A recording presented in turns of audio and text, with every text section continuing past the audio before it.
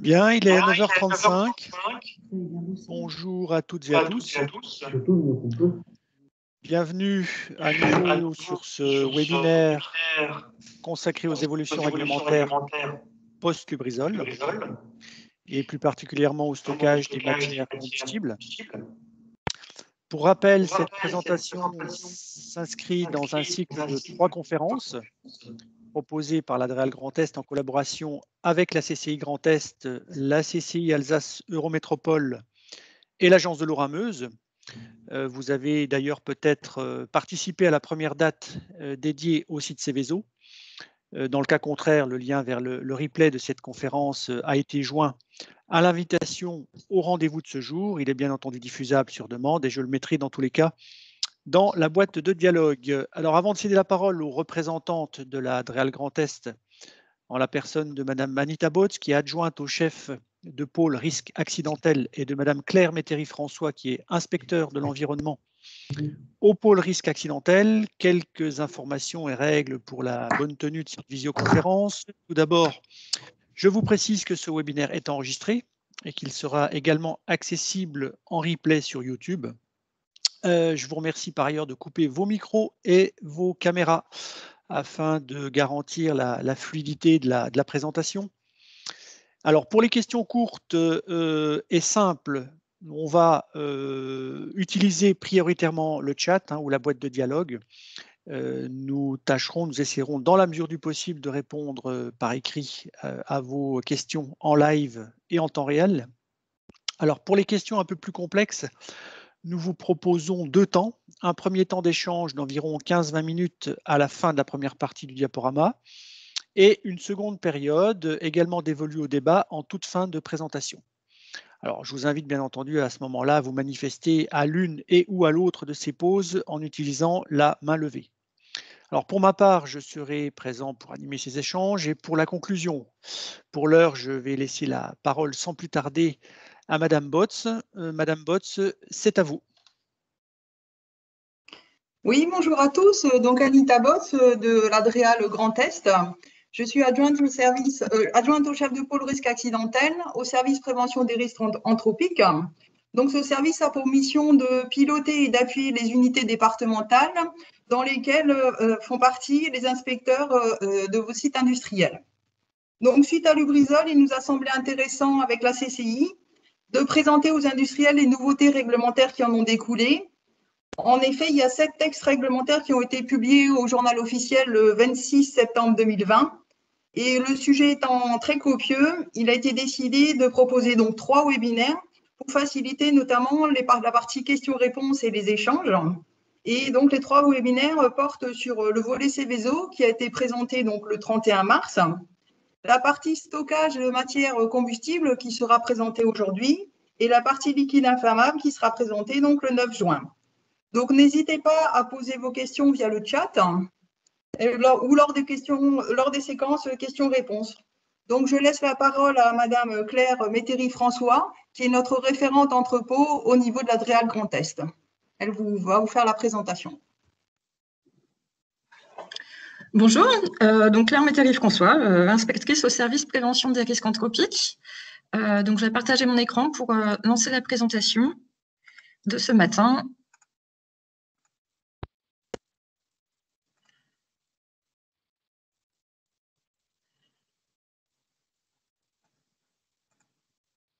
Voilà, normalement, ça devrait être bon. Donc, ce matin, on va vous parler stockage de matières combustibles pour vous présenter les évolutions réglementaires post-Lubrizol. Donc, ils sont survenus en 2020. Donc, je vais déjà commencer par vous rappeler un peu le contexte de ces évolutions. Donc, l'accident de Lubrizol et Normandie Logistique. Donc, comme vous le savez, c'est un accident qui est survenu dans la nuit du 26 septembre 2019 dans une zone industrielle située à 3 km du centre-ville de Rouen. Donc, cet accident a mis en cause principalement l'établissement Lubrizol, un établissement classé Seveso Seuil haut qui fabrique des additifs pour huiles et fluides spécifiques aux moteurs et lubrifiants industriels. Cet établissement est classé Seveso Seuil haut pour la fabrication et le stockage de substances toxiques et très toxiques pour l'environnement aquatique. L'autre établissement qui a été mis en cause dans l'accident, c'est Normandie Logistique, Donc, un établissement qui a été autorisé en 1953 sous le statut de magasins généraux et qui était... Claire, je m'excuse de vous couper. Pouvez-vous lancer le diaporama, s'il vous plaît? Ah ben, il est lancé normalement. On le voit, mais il n'est pas en plein écran, Claire. Pourtant, je l'ai mis en plein écran. Ah, mais nous, on a la présentation, c'est un peu réduit, quoi. Je ne suis pas sûr qu'il soit lancé. Alors, je relance. Là, vous le voyez? En plein écran? Non. Alors, je vais passer en PDF. Je vais essayer en PDF.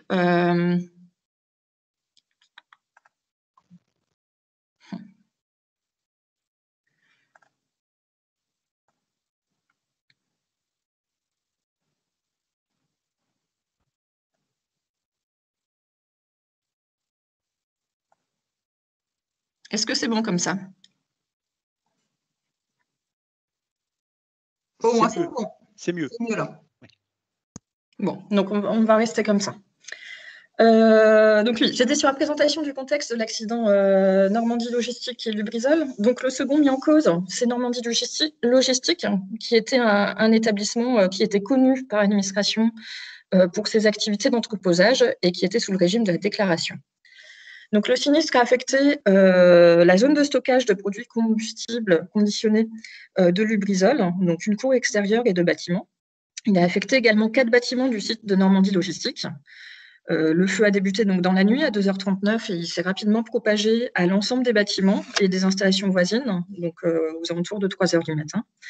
Les conséquences de l'accident, donc aucun décès ni blessé grave, mais des conséquences notamment très visibles et très médiatisées, avec un long panache de fumée de 22 km de long et 10 km de large, dont on a fort entendu parler. Donc, le retour d'expérience qu'on peut tirer de cet accident, il y a plusieurs circonstances qui ont été identifiées comme ayant participé à la propagation du feu. Donc, le premier lot de circonstances, c'est les conditions d'implantation qui ont favorisé l'extension du feu. Donc, 2 bâtiments de Normandie Logistique étaient mitoyens au site de Lubrizol.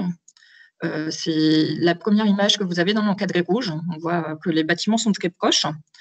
Et en dessous, vous avez illustré des stockages extérieurs qui étaient très proches des parois des bâtiments, à moins de 10 mètres de certaines parois de bâtiments. Le deuxième paquet des circonstances qui ont participé à la propagation du feu, c'est le fait qu'il y ait eu une nappe enflammée non maîtrisable, donc qui était liée à la nature des produits et des contenants. Donc, parmi les produits, il n'y avait aucun liquide inflammable de point clair inférieur à 60 degrés, mais par contre, des liquides inflammables de 4e catégorie, avec un point clair entre 60 et 93, et des liquides considérés non inflammables, donc qui n'étaient pas forcément aussi bien encadrés qu'aujourd'hui. Ces produits étaient stockés dans des GRV en polyéthylène, avec une cage métallique, qui ont fondu et libéré leur contenu sous l'effet de la chaleur, donc ce qui a généré l'avancée d'une nappe enflammée. Et le site de Normandie Logistique n'était pourvu d'aucun dispositif de rétention, ce qui a favorisé l'écoulement gravitaire des liquides et des eaux d'extinction, et ça a participé à propager, là encore, la nappe enflammée. Pour le site du Lubrizol, il y avait bien des rétentions, mais dont le volume était insuffisant pour faire face à un incendie de telle ampleur. Enfin, les capacités d'extinction n'étaient pas suffisamment dimensionnées pour faire face à un tel incendie, parce que c'est vraiment un incendie de très grande ampleur qui est survenu. Et les dispositifs de confinement, de même, une partie des eaux s'est déversée dans la darse de la zone portuaire et la mise en place d'un barrage anti-pollution a permis de retenir la majeure partie de la pollution. Donc, on vous a réexpliqué un peu ces circonstances parce que vous verrez dans la seconde partie de la présentation qui est plus relative aux modifications de prescriptions techniques sur les stockages de matières combustibles, il y en a pas mal qui découlent de ce retour d'expérience. Alors, pour le moment, je vais vous parler des évolutions de la nomenclature ICPE, donc, qui sont survenues par le décret du 24 septembre 2020. Donc, ce décret est entré en vigueur et est applicable depuis le 1er janvier 2021. Donc, les modifications qui ont été introduites, elles concernent plusieurs rubriques de la nomenclature ICPE. Donc, la rubrique 15.10 qui concerne les stockages de matières combustibles, la rubrique 15.11 qui concerne les entrepôts frigorifiques, la rubrique 15.30 qui concerne les stockages de papier, carton et combustibles analogues, la rubrique 1532 qui concerne le bois et les combustibles analogues, et les rubriques 2662 et 2663 qui concernent les polymères, type matière plastique, caoutchouc, élastomère, résine. Donc, les modifications introduites consistent en 2 catégories, des modifications de seuil et des modifications de libellé. Donc, les modifications de seuil, elles visent à privilégier le régime de l'enregistrement, puisque dans les rubriques 1511, 1530, 2662, 2663, le régime de l'autorisation a été totalement supprimé. Pour la rubrique 1532, le régime d'autorisation a été supprimé, sauf pour les stockages de copeaux de bois de plus de 50 000 m3. Et pour la rubrique 1510, le seuil entre l'enregistrement et l'autorisation a été relevé de 300 000 m3 à 900 000 m3. À noter que pour cette 1510, il y a un régime d'autorisation qui a été conservé pour les entrepôts qui, au titre du permis de construire, artificialisent plus de 40 000 m² de sol dans des zones non urbanisées. Donc ça, c'est plus en lien avec le permis de construire. Donc les modifications de seuil, les premières sortes de modifications qui ont été introduites. Et sinon, il y a eu des modifications de libellé dans le code de l'environnement, alors qui peuvent passer plus inaperçues. Elles ne sont pas directement très lisibles au niveau du code de l'environnement, et pourtant, qui sont quand même des modifications profondes dans le classement des stockages de combustible. Donc, l'objectif principal, c'est d'instaurer des règles de classement à l'échelle d'un site. Donc, par exemple, avant, on pouvait avoir un entrepôt qui était en partie frigo, mais pas totalement, qui était classé 1510 à déclaration et 1511 à déclaration. Clairement, avec les nouvelles règles de classement, demain, on veut que ça soit un entrepôt uniquement sous une seule rubrique, donc par exemple la rubrique 1510, et du coup, il passera peut-être sous le régime de l'enregistrement.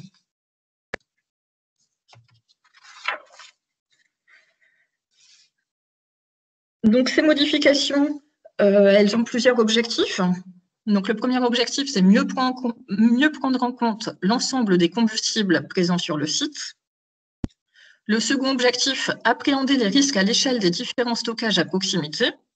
Et le troisième objectif, éviter le saucissonnage d'un même entrepôt sous plusieurs rubriques. Donc, par rapport au premier objectif, mieux prendre en compte l'ensemble des combustibles présents sur le site. Donc, le classement sous la 1510 prend en compte l'ensemble des combustibles présents sur un site, que ce soit des produits, des déchets, des emballages, des inflammables ou des combustibles, des solides ou des liquides. Donc, on retrouve la définition de matière combustible dans l'arrêté ministériel relatif aux installations 1510. Donc, la définition, c'est la suivante. Matière ou produits, y compris les déchets, qui ne sont pas qualifiés d'un combustible. Au sens de cette définition, les contenants, emballages et palettes sont comptabilisés en tant que matière combustible. En outre, une nouvelle définition a été introduite dans la réglementation, donc que ce soit dans la réglementation relative aux installations 1510 ou relative aux liquides inflammables, c'est la définition de liquide combustible et solide liquéfiable combustible.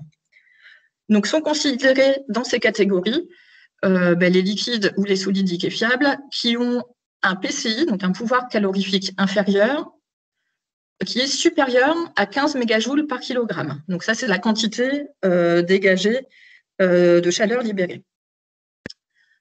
Et pour les solides liquéfiables combustibles, le second critère, c'est une température de fusion inférieure à 80 degrés. Sont exclus de cette définition les liquides dont le point éclair est inférieur à 93 degrés, parce qu'ils sont déjà considérés dans la catégorie des liquides inflammables, et les liquides et solides qui ne génèrent pas de nappe enflammée lorsqu'ils sont pris dans un incendie. Et donc ça, les démonstrations seront à la charge des exploitants selon un protocole défini par le ministère. Donc, comme exemple de produits qui rentrent dans ces catégories, on peut citer le beurre, qui a une température de fusion de 30 degrés et un PCI de 38 mégajoules par kilogramme. On peut citer également les huiles et graisses végétales, les huiles moteurs, les huiles hydrauliques, qui ont un PCI environ de 40 mégajoules par kilogramme et un point éclair supérieur à 93 degrés. Donc, le deuxième axe en lien avec les modifications de libellé de la nomenclature, c'est le fait d'appréhender les risques à l'échelle des différents stockages à proximité. Donc, sous la 1510, tous les combustibles sous toiture, quelle que soit la quantité, doivent être comptabilisés. Donc, un stockage sous toiture, désormais, on appelle ça une installation pourvue d'une toiture dédiée au stockage, donc une IPD. Et donc, vous devez recenser sur vos sites l'ensemble des IPD présentes pour voir si ensuite elles engendrent un classement en termes ICPE ou non. Donc, un chapiteau ou une tente est bien un stockage sous toiture, qui est certes dépourvu de parois ou de façade, mais qui a une toiture au-dessus. Et une IPD n'est pas forcément exclusivement dédiée au stockage.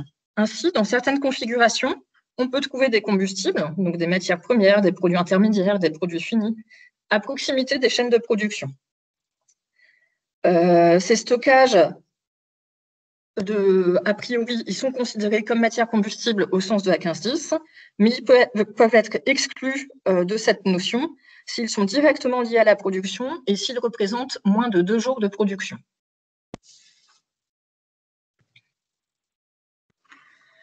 Donc, la nouvelle logique, c'est de recenser tous les stockages présents sous toiture, donc les IPD, et ensuite de former des groupes d'IPD que l'on peut isoler par une distance de 40 mètres.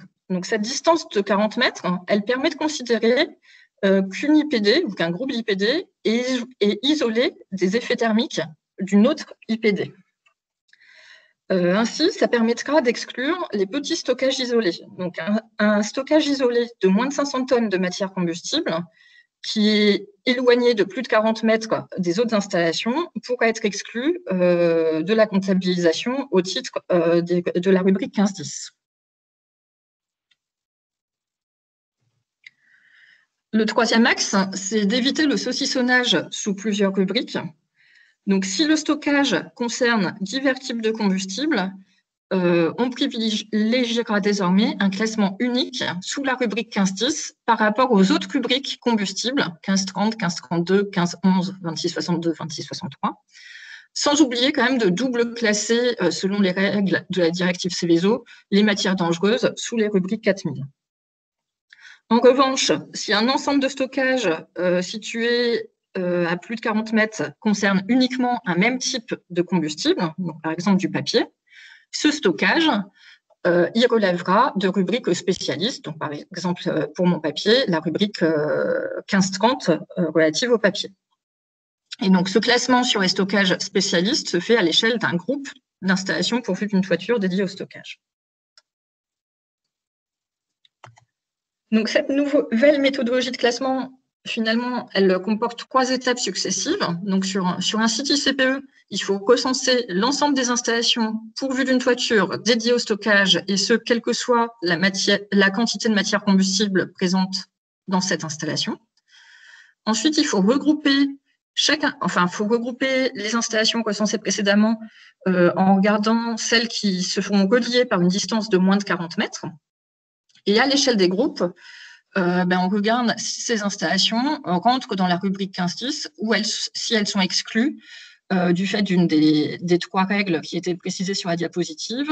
Donc, les groupes d'IPD qui ont moins de 500 tonnes, elles ne rentreront pas dans le classement 1510. Les groupes d'IPD qui sont classables sous une unique rubrique, elles iront dans la rubrique spécialiste. Et les groupes d'IPD qui sont exclusivement frigorifiques iront dans la rubrique 1511. Ensuite, donc à l'échelle du site, on prend toutes les IPD qu'on a retenues, on regarde le volume d'entrepôt global et on classe sous la 1510 selon ce volume global.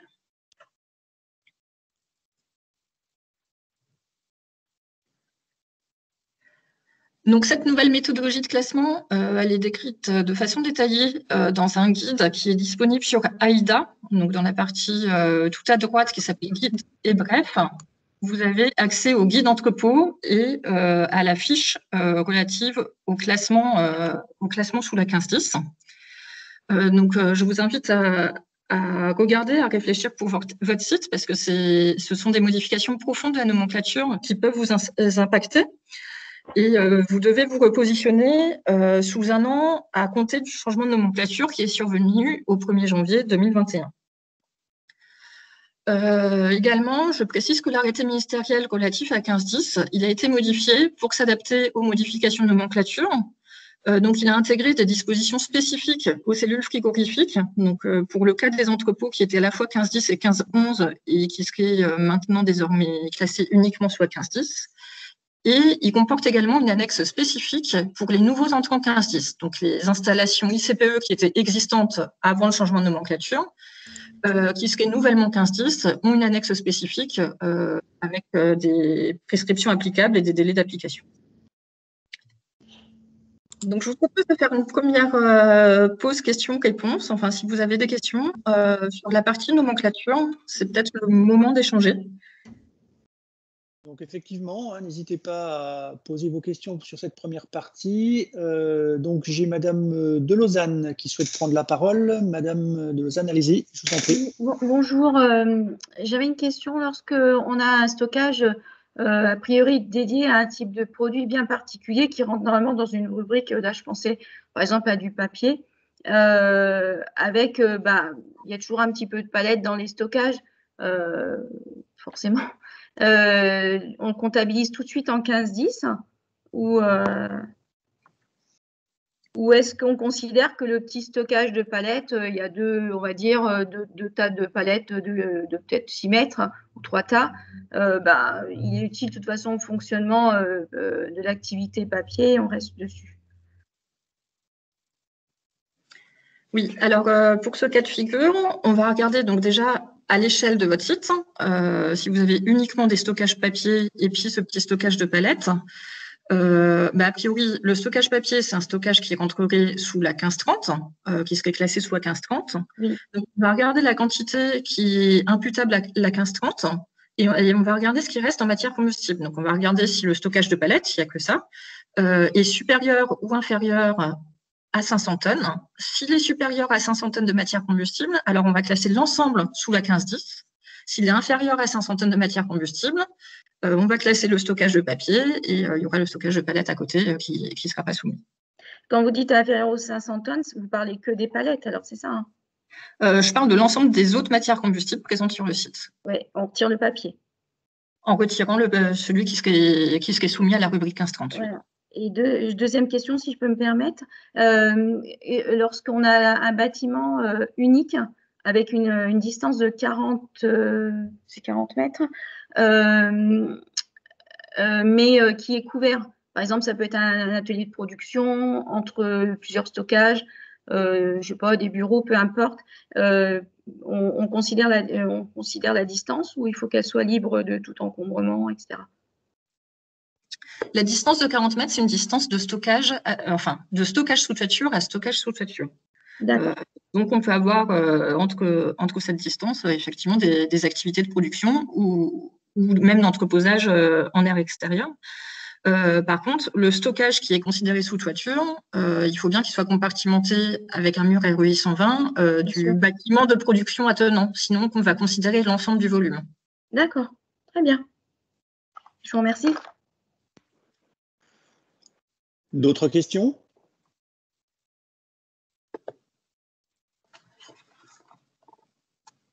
Non? Allez-y, c'est le moment. Oui, Madame Leroy, je vous en prie. Bonjour à vous. Bonjour à tous. Merci, bonjour. Une petite question. Dans le comptage des 500 tonnes de combustible d'une IPD, si on enlève le produit qui est régi par une autre rubrique de la nomenclature, est-ce qu'on compte le contenant, le film, la palette, tout ce qui est autour de ce produit?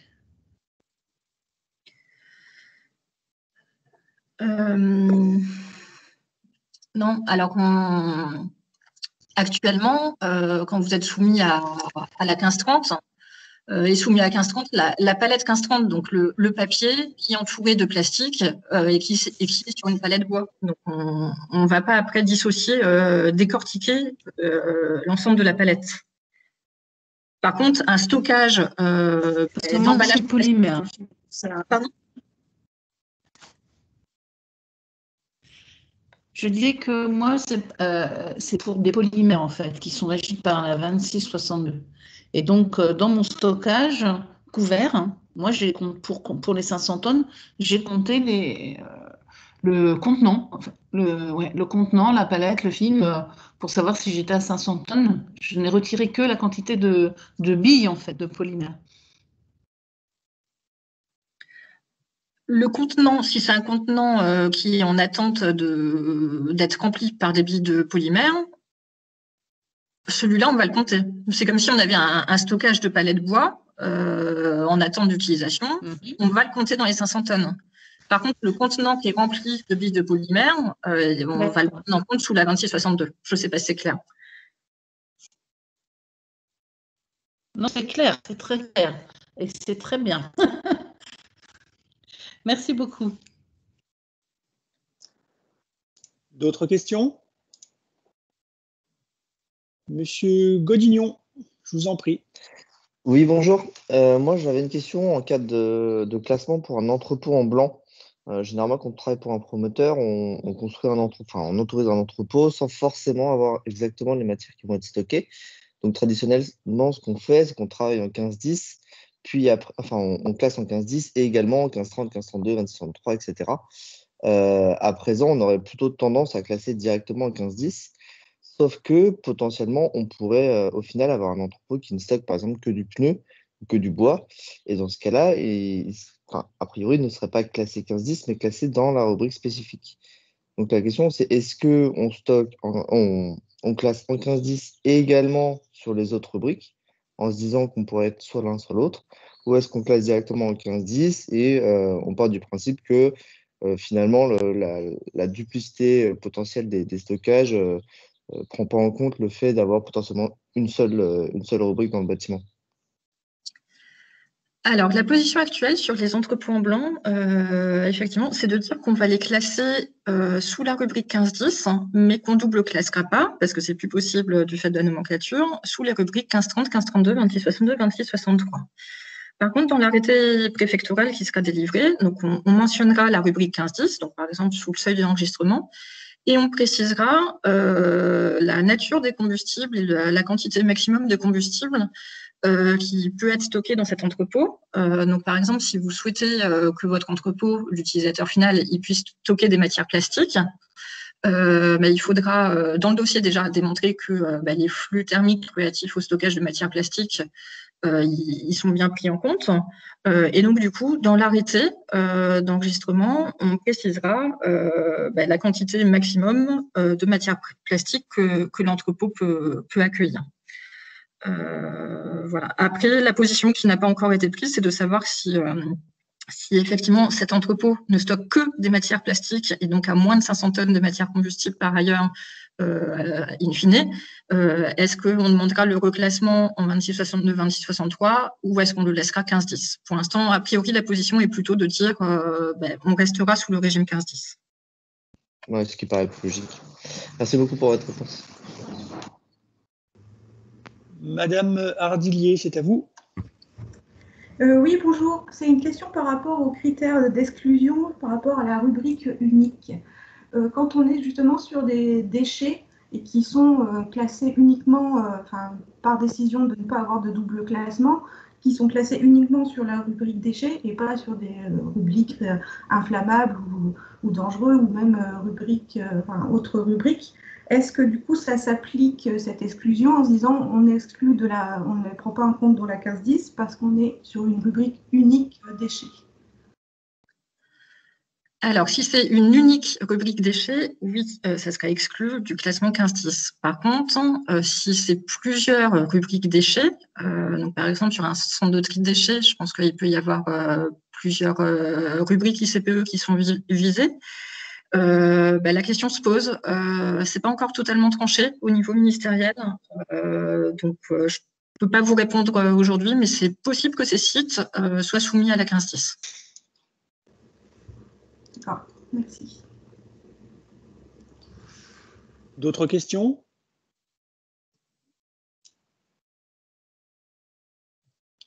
Non, je ne sais pas si Laurent s'en sort sur le chat. J'ai vu qu'il y avait beaucoup de... Ah, monsieur Gossaume, je vous en prie. Oui, bonjour. En complément de ce que vous évoquiez tout à l'heure sur le classement unique 15-10, Concernant les bâtiments existants, sur la demande d'antériorité à formuler, puisqu'il y a changement de nomenclature, enfin modification de la nomenclature, est-ce que l'ensemble des quantités de rubriques 1530, 1532, 2662, 2663 qui ont pu être accordées à l'installation sont maintenues dans les mêmes conditions après cette demande d'antériorité? Première question. Et deuxième question, sur la demande d'antériorité, le tableau de classement ne doit reprendre que la 1510 ou alors on maintient l'ensemble du détail des rubriques précédemment autorisées? Alors, je vais répondre déjà sur la deuxième question, qui me semble plus facile. Dans le tableau de nomenclature, ne sera maintenue que la 1510. Les autres rubriques disparaissent. Voilà. Par contre, la première question, je ne suis pas sûre de bien l'avoir saisie. C'est-à-dire, dans la demande d'antériorité, aujourd'hui, on va demander donc un classement 1510 pour suivre le tableau de nomenclature, mais sur l'ensemble des quantités qui ont pu être accordées précédemment en 2662, 2663, qui peut représenter l'ensemble du volume de notre bâtiment logistique, est-ce que ces quantités-là sont maintenues telles quelles? C'est-à-dire qu'on a l'assurance de pouvoir stocker uniquement des matières plastiques ou du pneu, et non pas un panachage qui nous classerait en 1510 sur cette demande d'antériorité. Est-ce qu'on conserve l'intégralité des matières qu'on a demandées initialement en stockage? Est-ce qu'on garde l'intégralité des dispositions d'exploitation? A priori, oui. Vous avez été autorisé pour avoir l'ensemble de ces rubriques. Donc, on maintiendra. Par contre, il faudra le préciser dans le courrier et dans l'acte administratif qui sera fait après. On maintiendra le fait de pouvoir stocker un certain nombre de combustibles de type papier, un certain nombre de combustibles de type bois et une certaine quantité de combustibles de type matière plastique. D'accord. Okay. Merci. Monsieur... Non, c'est Madame Lacour. Oui, bonjour. Je veux dire Madame Lacour, ça sera plus simple. Oui. À vous. Oui, bonjour. Je me permettais de revenir là sur la question de Nathalie Leroy concernant le comptage de la palette qui supporte le Big Bag. Faut-il compter individuellement toutes les palettes qui supportent les Big Bags dans le stockage? Auquel cas, il faudrait les raccrocher à la rubrique 1532, ou bien on prend en compte que le stockage des palettes qui ne supportent rien. Alors,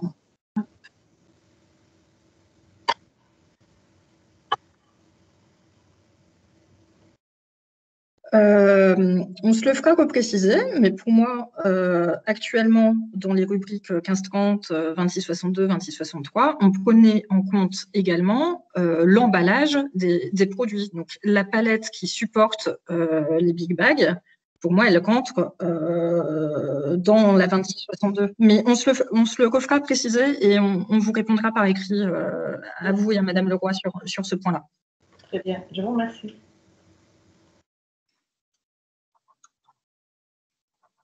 D'autres questions? Non? Écoutez, Claire, je vous propose de poursuivre, si vous le permettez. D'accord. Donc, la deuxième partie de la présentation, elle concerne donc les modifications de l'arrêté ministériel 1510, donc celui du 11 avril 2017.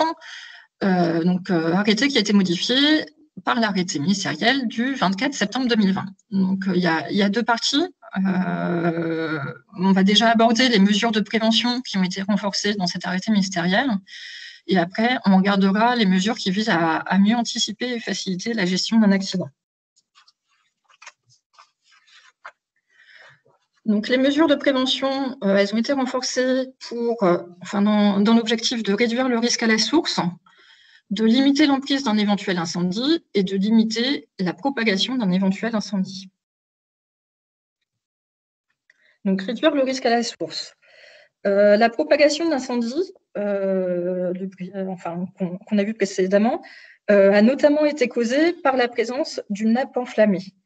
Donc, l'utilisation de grands récipients susceptibles de fondre va être interdit à terme, donc à échéance 2023 et 2026, pour les liquides les plus inflammables.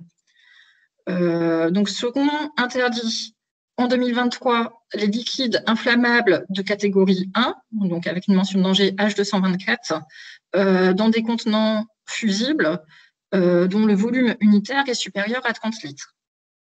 À échéance 2026, seront interdits les liquides inflammables de catégorie 2 avec la mention de danger H225 dans des contenants fusibles, alors d'un volume unitaire supérieur à 30 litres s'ils sont non miscibles à l'eau et d'un volume unitaire supérieur à 230 litres s'ils sont miscibles à l'eau. On considère qu'un contenant fusible, c'est un contenant qui est susceptible de fondre donc sous l'effet de la chaleur, donc avec un point de fusion inférieur à 330 degrés. Et sur ces contenants, il faut faire attention aux contenants qui sont métalliques, mais avec une petite partie plastique, donc des contenants métalliques avec un robinet plastique. Sous l'effet de la chaleur, l'intégrité de l'enveloppe ne serait pas conservée. Donc, c'est bien des contenants fusibles dans ce cas-là. Pour les autres matières dangereuses, donc les conditions de stockage ont été revues. La hauteur des matières dangereuses liquides est limitée à 5 mètres par rapport au sol en intérieur, quel que soit le mode de stockage, en l'absence de système d'extinction automatique. En présence d'un système d'extinction automatique compatible avec les produits entreposés, en revanche, la hauteur en rayonnage et paletier pour les liquides inflammables est limitée, donc à 5 mètres pour des contenants de volume supérieur à 230 litres, à 7,6 mètres pour les contenants de volume compris entre 30 litres et 230 litres, et la hauteur de stockage n'est pas limitée pour le reste. Par ailleurs, donc, dans l'arrêté ministériel, des dispositions ont été introduites pour les liquides combustibles et les solides liquéfiables combustibles. Donc, ces modifications, ces dispositions, elles s'appliquent aux installations nouvelles ou aux installations modifiées substantiellement à compter de 2021. Donc, je vous ai remis sur la diapositive les définitions de cellules de liquide combustible et solides liquéfiables combustibles. Donc, ça, c'est la définition qu'on trouve dans l'arrêté ministériel 1510. Et sur la partie droite de la diapositive, vous avez la définition d'une cellule de liquide inflammable, donc qui est issue de l'arrêté ministériel du 24 septembre 2020, qui vous sera présenté à l'autre webinaire. Donc, c'est l'arrêté ministériel qui est relatif aux liquides inflammables en récipient mobile, mais ça me semblait important de l'évoquer aujourd'hui, puisqu'il a remplacé, il est venu abroger l'arrêté ministériel du 16 juillet 2012 qui concernait les liquides inflammables dans des installations 1510. Donc, vous pouvez aussi être concerné par cet arrêté ministériel. Donc, une cellule de liquide combustible et de solide liquéfiable combustible, c'est une cellule dans laquelle la quantité de liquide combustible, solide liquéfiable combustible et liquide inflammable est supérieure ou égale à 500 tonnes au total, ou est supérieure à 100 tonnes en contenant fusible de volume supérieur à 2 litres, ou est supérieure ou égale à 50 tonnes en contenant fusible de volume supérieur à 30 litres. Et sont exclus de cette définition les cellules frigorifiques à froid négatif et les cellules de liquide inflammable. Une cellule de liquide inflammable, donc sa définition, on la retrouve dans l'arrêté ministériel liquide inflammable du 24 septembre 2020, c'est une cellule qui contient plus de 2 mètres cubes de liquide inflammable au sein d'une ICPE soumise à autorisation et avec une quantité de liquide inflammable au sein de l'ICPE supérieure à 1000 tonnes au total ou supérieure à 100 tonnes en contenant fusible. Donc, pour ces différents types de cellules, des dispositions, des prescriptions techniques ont été arrêtées. Donc, pour les cellules de liquide combustible et de solide liquéfiable combustible, elles devront comporter un système d'extinction automatique incendie adapté aux produits stockés ou un dispositif pour lequel l'exploitant est en mesure de démontrer l'efficacité pour éviter la persistance d'une nappe enflammée. Ces cellules devront être divisées en zones de collecte d'une surface unitaire inférieure ou égale à 1000 m² et compatible avec l'usage de l'extinction automatique incendie. À chaque zone de collecte est associée une zone de rétention dont la capacité est au moins égale à 100% de la capacité des récipients mobiles auquel est ajouté le volume d'eau pour l'extinction. Et si la rétention est débordée, donc ce n'est pas une obligation, l'arrêté ministériel précise des points sur les conditions d'implantation et sur le dimensionnement notamment des dispositifs de drainage. Pour les cellules de liquide inflammable, hein, donc on retrouve un peu le pendant des cellules de liquide combustible et des solides liquéfiables combustibles. Donc une extinction automatique d'incendie est obligatoire pour ces cellules. Les zones de collecte, elles sont divisées en surface inférieure ou égale à 500 m². Elles doivent comporter des dispositifs de rétention, donc dimensionnés selon les mêmes règles que les cellules de liquide combustible et solides liquéfiables combustibles. Et les rétentions au niveau de ces cellules sont des rétentions déportées. Et là encore, dans l'arrêté ministériel, on retrouve des prescriptions sur les conditions d'implantation des rétentions déportées et sur le dimensionnement, notamment des dispositifs de drainage.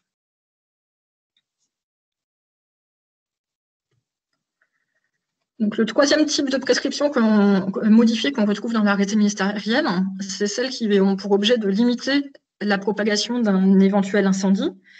Donc, c'est des mesures qui viennent renforcer les conditions d'implantation des sites.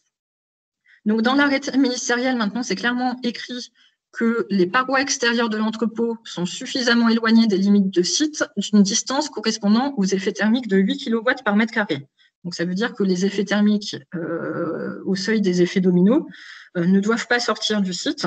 Avant, ce n'était pas précisé de cette manière dans l'arrêté ministériel. On avait uniquement des conditions sur ce qu'on ne peut pas avoir dans les zones d'effets thermiques aux 3 kW par mètre carré et aux 5 kW par mètre carré.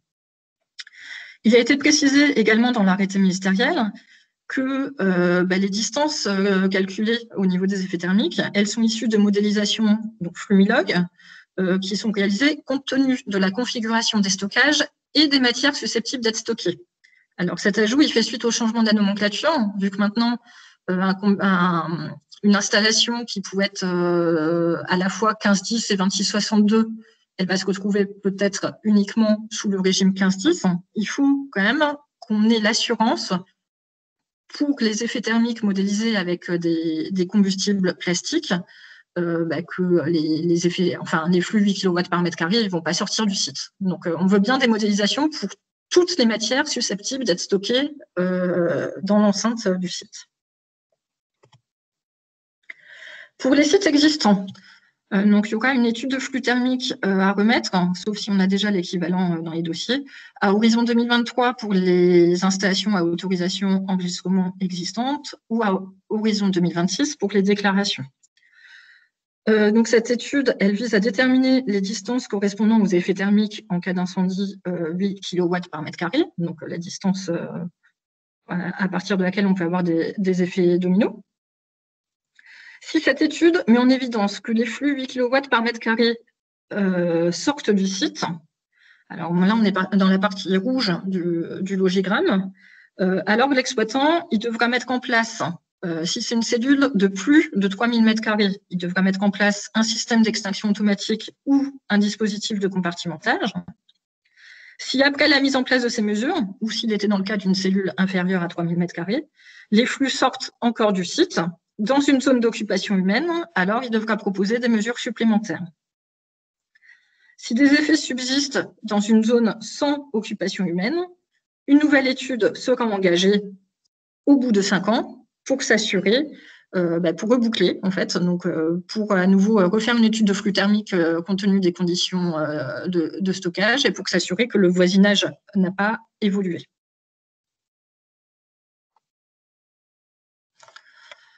Par ailleurs, donc, il y a des nouvelles prescriptions sur la distance entre stockage extérieur et parois. Donc, cette distance, elle doit être de plus de 10 mètres. Des solutions alternatives peuvent être proposées si on n'a pas les 10 mètres, notamment la présence d'un mur séparatif R820 ou la présence d'un système d'extinction automatique incendie en extérieur. Et donc, cette prescription, elle concerne tous les stockages extérieurs, y compris les stockages de déchets. Donc, j'en arrive à la dernière partie. Donc, toujours parmi les modifications d'arrêté ministériel, il y a un certain nombre de modifications de prescriptions techniques qui visent à mieux anticiper et faciliter la gestion d'un accident. Donc, au même titre que ce qui est imposé aux établissements Seveso, il est désormais imposé aux entrepôts qui sont soumis à autorisation ou enregistrement de mettre en place un suivi régulier des matières présentes dans chacune des parties des sites qu'ils exploitent. Donc, l'objectif de l'état des stocks, c'est qu'il soit disponible immédiatement lors d'un incendie, donc dans un format qui ne dépend pas des conditions matérielles du site. Le suivi régulier de l'état des stocks, derrière, ça signifie qu'il doit être mis à jour quotidiennement pour les matières dangereuses et hebdomadairement pour le reste, et qui doit être recalé régulièrement, donc je crois que c'est annuellement, par un inventaire physique.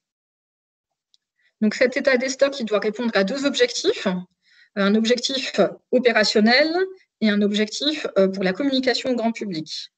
Donc pour la partie opérationnelle, cet état des stocks, il devra être ordonné par famille de mention de danger, avec un plan, et il devra faire mention aussi des produits qui présentent des dangers particuliers.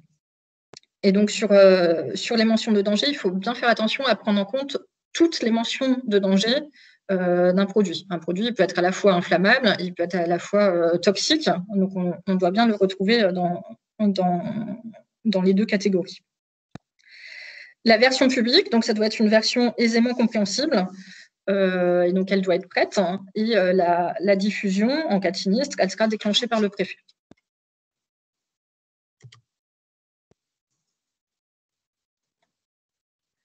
Dans les études de danger, donc des entrepôts, enfin des stockages 1510 soumis à autorisation, devrait être présente une liste des principaux produits ou substances susceptibles d'être générés au cours d'un incendie.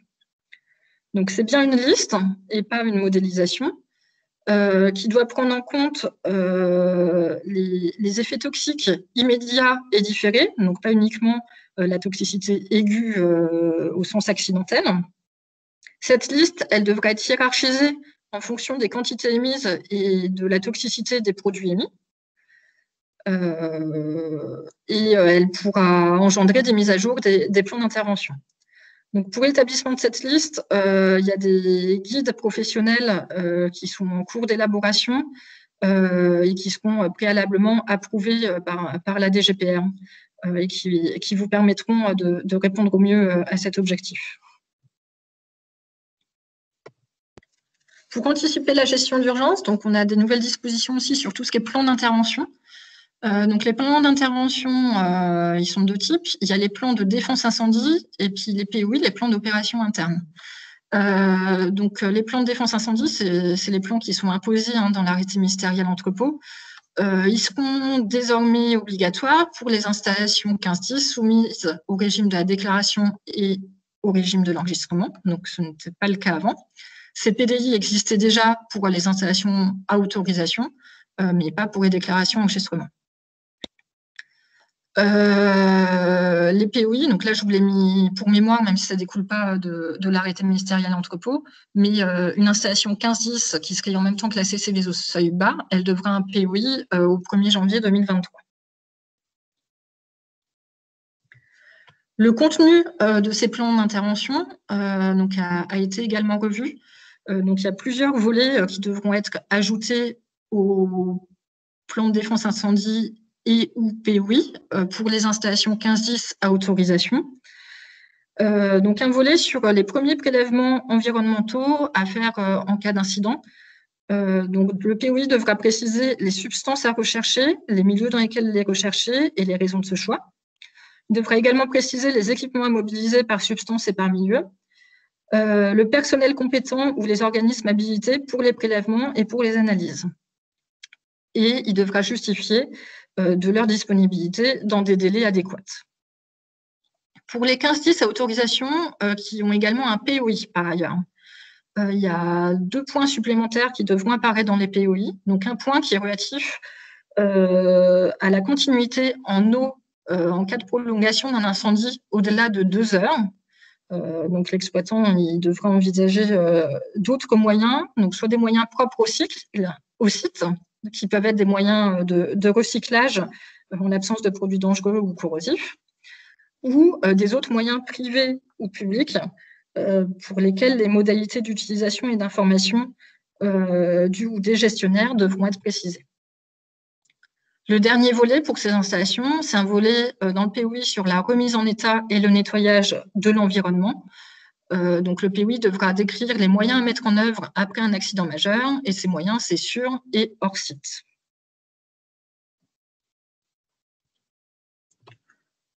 Voilà, donc pour conclure cette présentation, il me semble que les supports diapositives vous seront diffusés.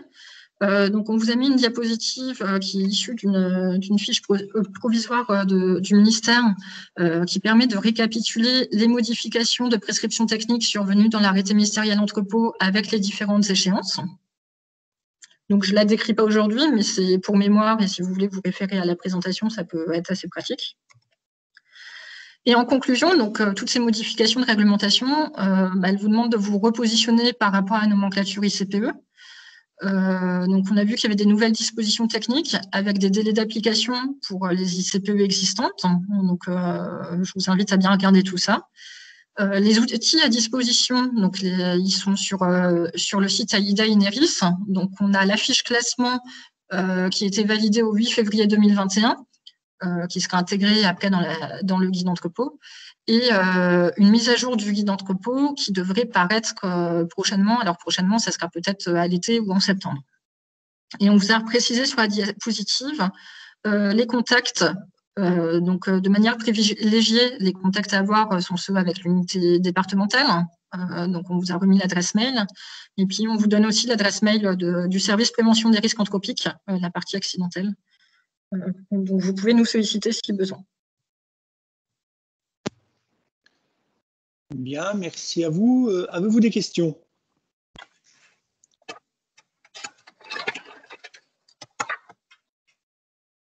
Monsieur Godignon, je vous en prie. Oui, rebonjour. C'était concernant les modélisations à effectuer dans un dossier CPE. Vous disiez que c'était plutôt une bonne idée de modéliser en fait l'ensemble des typologies de produits combustibles, que ce soit 15-10, 26-62, etc., de manière à être sûr qu'on a bien une absence de fluides qui sortent des limites de propriété. Donc, j'entends tout à fait. Mais du coup, est-ce que pour faire ces modélisations, on passe du coup par les palettes type 15-10 et 26-62, qui, comme a priori, comme elles sont des palettes type, elles ont été validées, etc. Ou est-ce qu'il faut qu'on aille plus loin et qu'on modélise des palettes 15-30, 15-32, voire 26-63, qui seraient un peu des palettes faites maison? Voilà, c'était juste pour savoir ça. Merci. Alors, on ne vous demande pas d'aller plus loin que ce qui était fait avant dans les dossiers. Par contre, donc si vous demandez des matières plastiques, on vous demandera des palettes type 26-62. Donc, nous, le fait de prendre des palettes type dans les dossiers, généralement, ça convient, sauf cas exceptionnel. Après, ça peut être intéressant pour vous de prendre des palettes plus précises parce que généralement, ça permet de... Enfin, les palettes type, elles sont quand même généralement majorantes en termes de flux thermique. Donc après, ça peut être intéressant pour vous d'aller plus vers de la précision. Mais voilà. En tout cas, on ne change pas notre position actuelle sur les modélisations fluminologues. Très bien. Effectivement, d'expérience, on nous demande les palettes plus précises parce que notamment la palette 1532, elle brûle beaucoup plus longtemps avec des flux bien moins importants. Alors après, ça dépend de la palette. Et du coup, en général, les pompiers n'aiment pas du tout puisqu'on a des incendies qui dépassent 2 heures. Et c'est la raison principale pour laquelle ils nous imposent des murs 4 heures ou 3 heures. Donc voilà. Après, si c'est de manière plus officielle que les palettes type de base suffisent, c'est tout à fait bénéfique et c'est beaucoup plus simple pour tout le monde. Mais voilà, il faudrait que ça soit comme ça partout, quoi. En tout cas, on reste sur nos positions actuelles qu'on prenait dans les dossiers. Les changements de la nomenclature, enfin, les changements dans l'arrêté ministériel sont juste là pour dire, attention, même si vous êtes classé 15-10, les modélisations qui sont transmises doivent bien refléter la nature des produits combustibles dans l'entrepôt. Donc, mais c'est globalement ce qui a été demandé avant, mais avant, c'était plus logique, vu que vous demandiez de la 15-10, de la 15-32 et de la 26-62. Ça ne sera plus le cas dans le futur. Donc, voilà, la prescription est là pour dire, attention, on veut bien ces modélisations. Après, en termes de précision de ce qu'on vous demande, ça ne change pas les positions actuelles qu'on pouvait avoir sur des dossiers spécifiques. Ok, c'était des entrepôts en blanc, mais ok, merci beaucoup. Madame Arnold, c'est à vous. Oui, moi j'ai quatre petites questions. On a parlé, vous avez parlé en introduction des rubriques donc 15-10, enfin toutes les rubriques qui sont touchées par cette évolution de réglementaire. Qu'en est-il des entreprises qui sont en 15-10 déclaration? Est-ce qu'il y aura également une évolution réglementaire ou est-ce que même si on est à aujourd'hui en déclaration, on doit quand même refaire cette revue de la nomenclature pour vérifier si éventuellement on ne change pas de rubrique, quoi? Oui, alors pour cette première question, a priori, un 15-10 à déclaration, les seuils entre déclaration et enregistrement ne sont pas modifiés. Donc, a priori, vous n'êtes pas touché par les modifications de la nomenclature, sauf que le nouveau raisonnement sur la matière combustible fait que vous pourriez passer un seuil si vous n'aviez pas bien pris en compte l'ensemble des matières combustibles sur votre site. D'accord. Donc, il est préférable de refaire une checklist quoi, de l'environnement du site, quoi. Moi, je vous le conseillerais, mais après, à but interne, hein, si vous changez pas de seuil, ça sert à rien de nous transmettre des informations. D'accord. Après, j'avais une autre question. Nous, on n'est pas petits, on a un stockage qui est défini comme déchet, qui est toute notre matière première, de carton recyclé. Cette rubrique-là, elle n'est pas aujourd'hui, elle n'est pas touchée par l'évolution de la réglementation. Les rubriques, c'est une rubrique 27, du coup. Ouais, 27-41 de mémoire.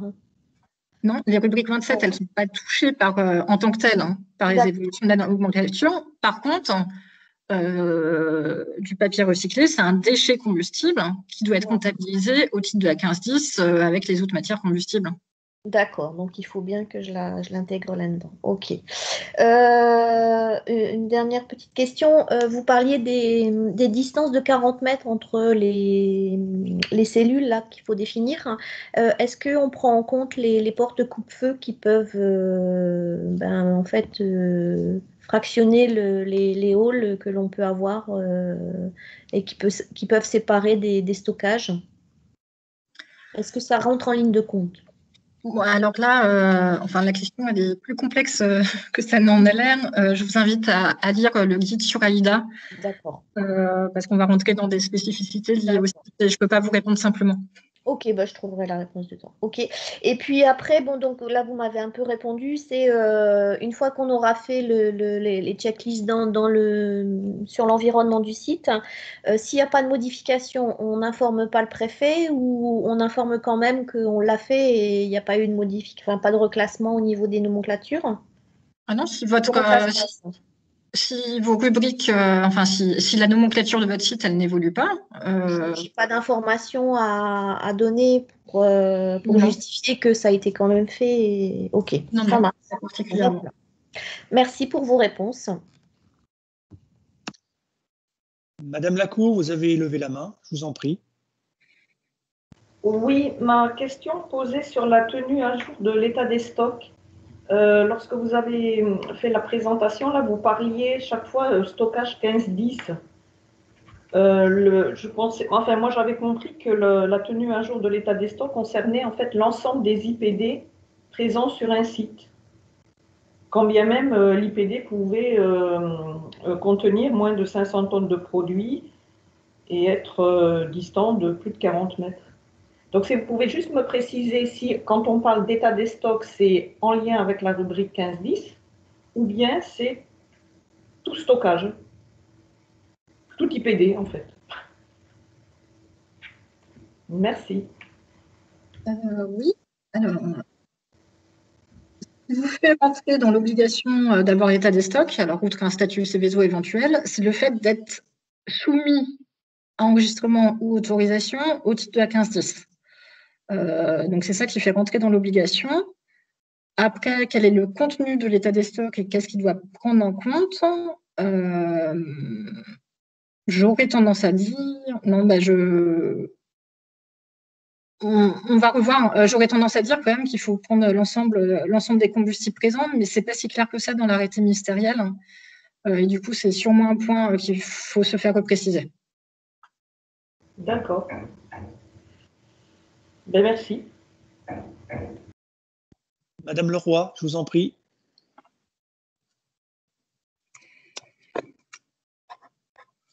C'est pour rebondir sur la question de Françoise. En fait, nous, on avait la même compréhension que Françoise, avec tous les produits combustibles, non combustibles, dangereux et non dangereux. C'est la lecture qu'on en a eue et qu'on a en centrale chez Total. Donc, si effectivement ce n'est que pour la rubrique 15-10, c'est-à-dire que si on n'a pas du tout de rubrique 15-10, on n'est pas dans l'obligation de faire état des stocks, ça me surprend pas mal, ça. Mais après, vous êtes par ailleurs un site Seveso, donc vous avez l'obligation d'état des stocks en étant un site Seveso. C'est le statut Seveso qui nous l'impose, voilà. Donc, au titre du statut Seveso, vous devez faire un état des matières stockées, et cet état des matières stockées, effectivement, il doit bien tout comprendre. Combustible, produits spécifiques, matières dangereuses, enfin oui, il doit tout retracer. Oui, mais cet état, pardon, c'est Françoise Lacour qui a repris le... Oui. Cet état, il est déjà, enfin, on l'a en permanence, puisque c'est les quantités maxi stockées dans nos installations. Parce que, par exemple, Lubrizol aussi avait son état, puisqu'ils étaient Seveso. Après, là, les évolutions, c'est vraiment de savoir à l'instant T, non pas la quantité maxi, mais la quantité réelle à l'instant T. C'est juste un peu différent.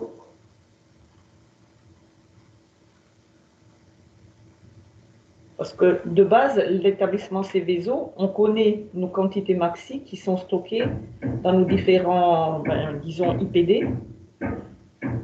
Voilà, on connaît le maxi. Ensuite, nous, ce qu'on avait compris, c'était qu'à tout instant, on devait avoir la quantité réelle.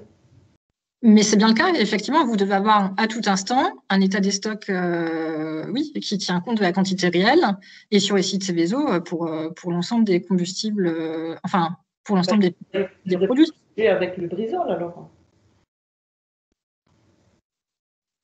Puisque le problème, il vient de... Enfin, tout ce retour d'expérience sur l'état des stocks à l'instant T, tenu en permanence, ça vient bien du retour d'expérience de Lubrizol. Donc, ils avaient la même obligation, c'est-à-dire qu'on sait donner les quantités de produits maxi qui sont stockés.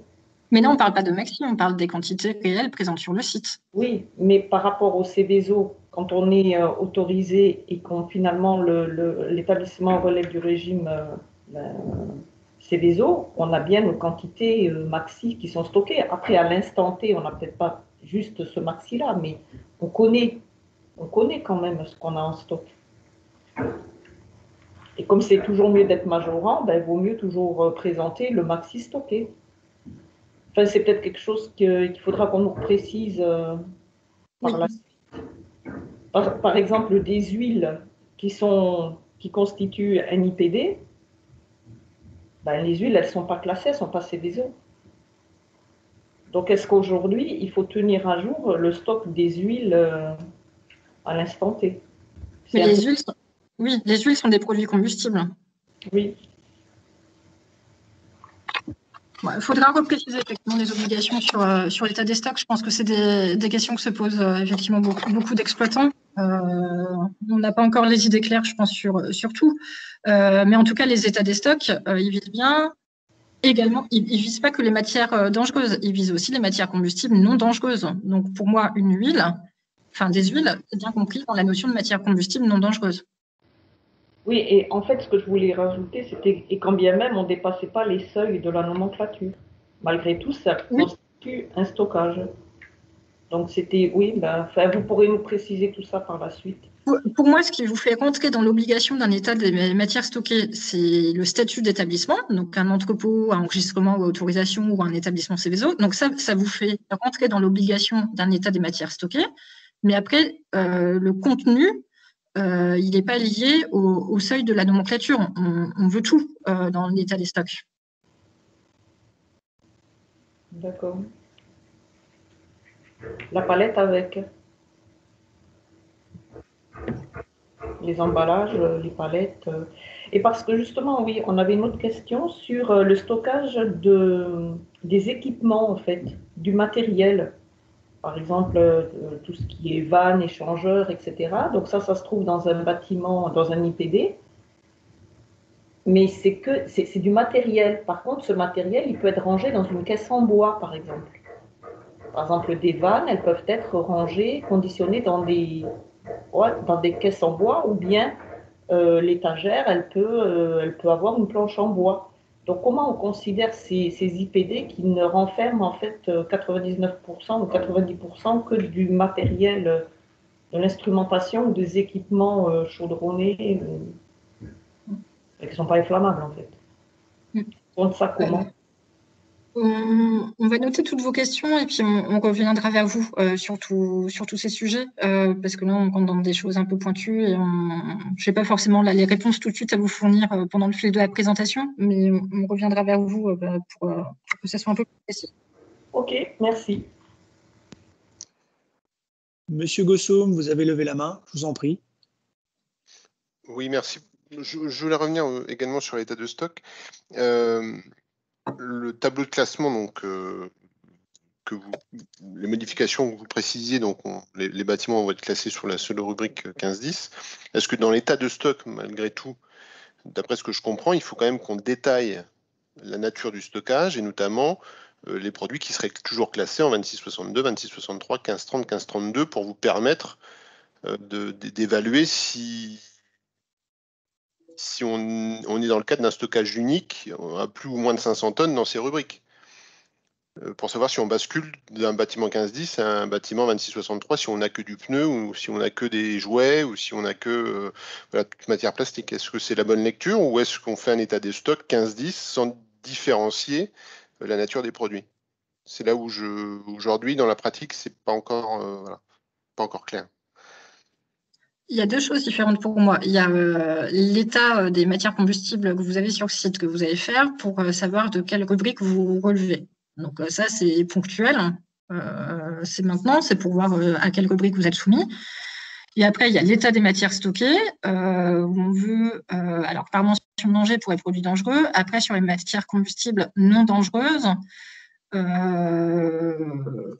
Alors effectivement, on n'a pas le niveau de précision attendu, mais c'est quand même bien de savoir si c'est des combustibles de type bois, des combustibles de type plastique. Je pense que ça peut être bien, si c'est possible, d'avoir cette information. Après, pour les exploitants logistiques, c'est vrai que c'est compliqué de dire d'un côté, écoutez, vous classez tout en 15-10, mais par contre, vous tenez toujours un état de stock en splittant les différentes rubriques. Enfin, c'est assez... je ne vais pas dire que c'est à l'opposé, mais c'est de se dire vous êtes classé sous la même rubrique, mais par contre, vous continuez à détailler. Enfin, c'est un peu... L'approche est un peu... mais ce qu'on cherche à avoir dans l'état des matières stockées, c'est vraiment un état pour les besoins opérationnels. Donc, on veut connaître le risque représenté par les produits au moment où ça brûle. D'accord. Donc, on n'est pas obligé de l'associer à une rubrique ICPE adéquate. On donne simplement la nature du produit. Il faudra voir. Alors, il me semble qu'il y a des canevas en plus qui sont en cours d'élaboration au niveau de la logistique pour les états des stocks. Je ne sais pas s'ils sont en contact sur le ministère à ce sujet, mais il faut voir ce qui sera proposé peut-être dans ce cadre. Et après, je pense que dans le guide entrepôt, il y aura des précisions qui seront apportées sur ce point-là. Si on fait remonter le fait que c'est un besoin, on va demander à ce que ça soit un peu plus précisé. D'accord. Merci. Monsieur Désé, posez votre question, s'il vous plaît. Oui, bonjour à toutes et à tous. Mon intervention se fait dans la continuité de mon collègue précédent et de ceux d'avant.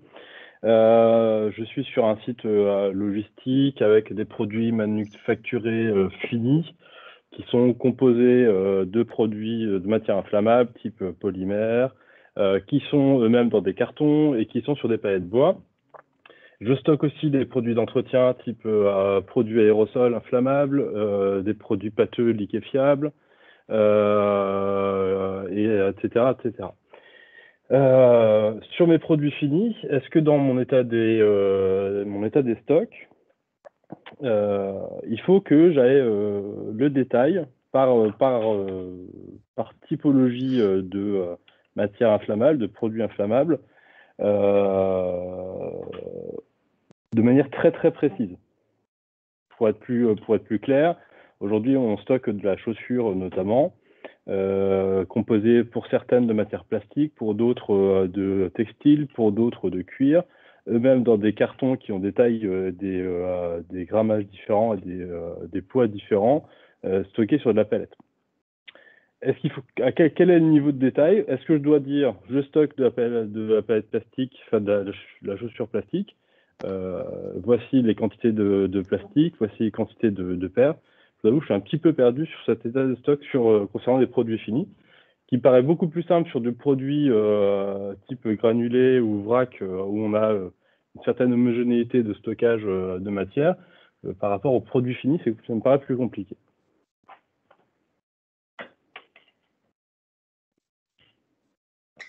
D'accord. Ben, je prends note encore de la question. Je pense que sur l'état des stocks, on ne va pas avoir toutes les réponses aujourd'hui. Oui, moi, ce qui me semble important, c'est que sur les produits dangereux, donc sur les aérosols, vous sachiez effectivement identifier les aérosols, la quantité d'aérosols.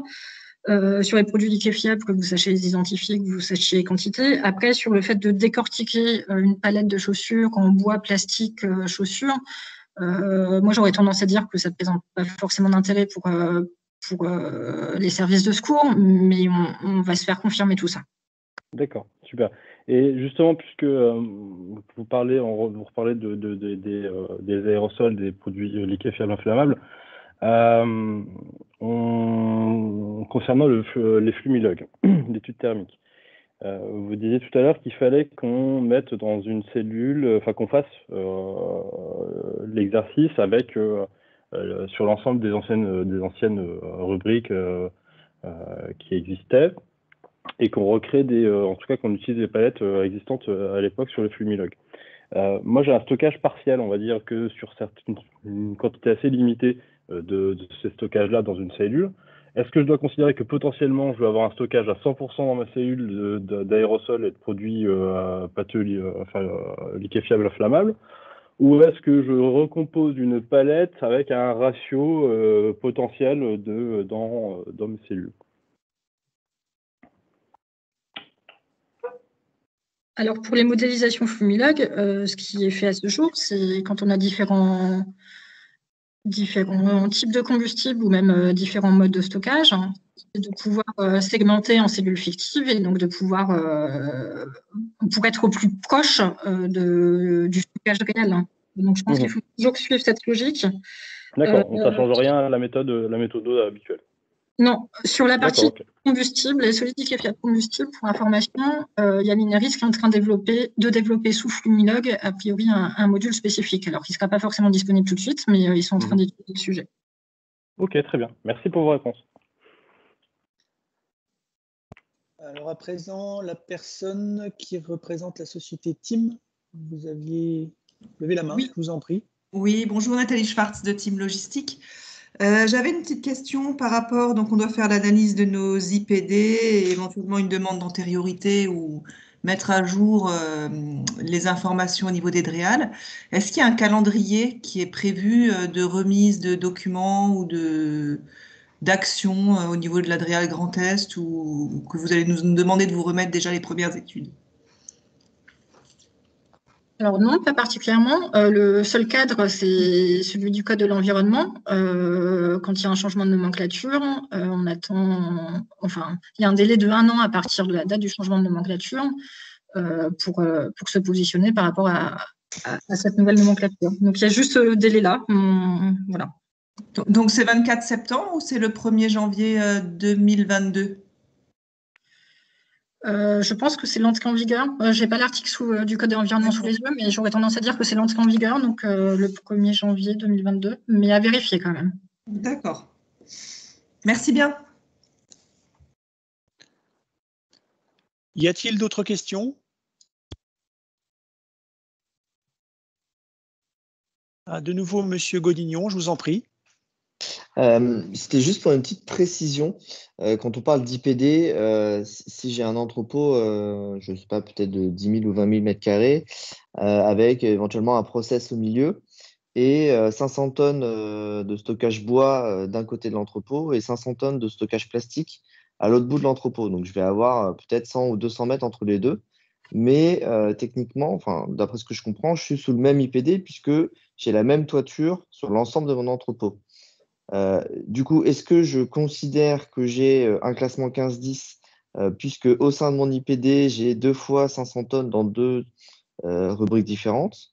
Ou est-ce que je considère que j'ai un stockage de 1532 qui représente une IPD et un stockage de 2063 de l'autre côté qui est indépendant, plus de 40 mètres, et du coup, je suis classé potentiellement dans des rubriques séparées. Enfin, voilà, c'était juste pour préciser ça. Je pense que c'était assez simple au final. Alors, il y a plusieurs choses à considérer. Déjà, est-ce que le stockage bois, il est séparé d'un mur ROI 120 du process et pareil du côté plastique, est-ce qu'il est séparé d'un mur ROI 120 du process? Parce qu'en fonction, on ne va pas prendre les mêmes volumes.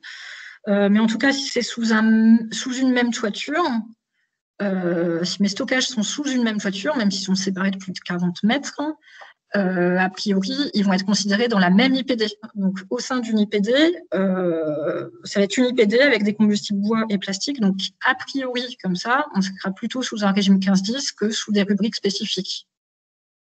C'est pas 2 IPD différentes. La distance de 40 mètres, c'est entre 2 IPD différentes.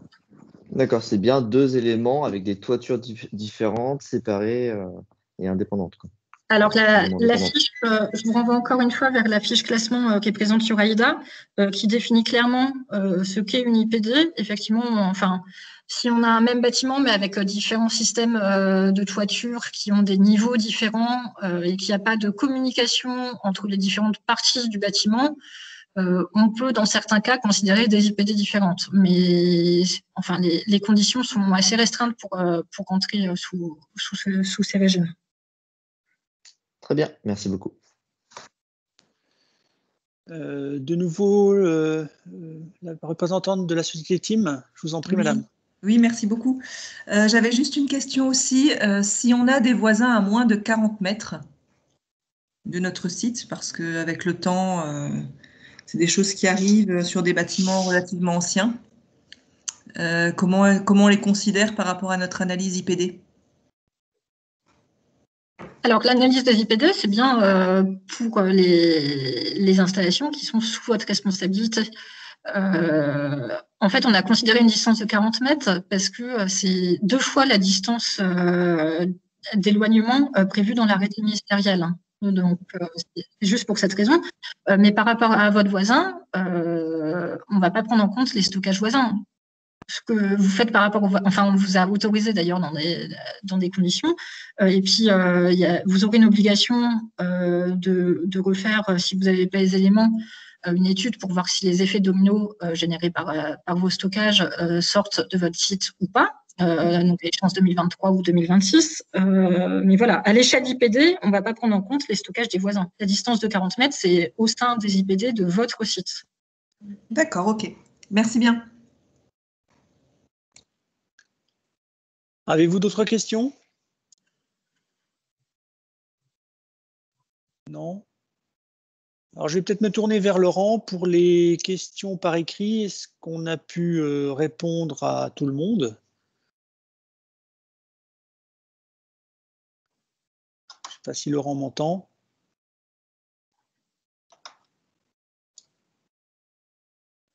Bon, pas de retour, mais écoutez, a priori, ça devrait être bon. Donc, je vous invite encore une fois à prendre la parole si vous le souhaitez. N'hésitez pas.